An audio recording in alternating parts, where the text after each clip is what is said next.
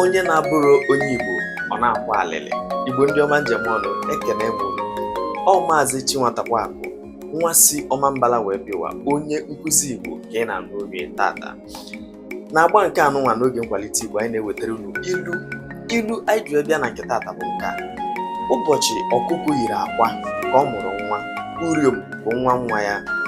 Ụbọchị ọkụkọ yiri akwa ka ọ mụrụ nwa, Uriom bụ nwa ya. Ugbu a, ọ bụrụ na ị na-anya n'okirikiri, ilu nke a nwere ihe ọ na-akọwa.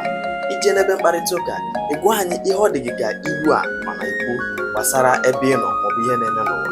Ụbọchị ọkụkọ yiri akwa ka ọ mụrụ nwa, Uriom bụ nwa ya.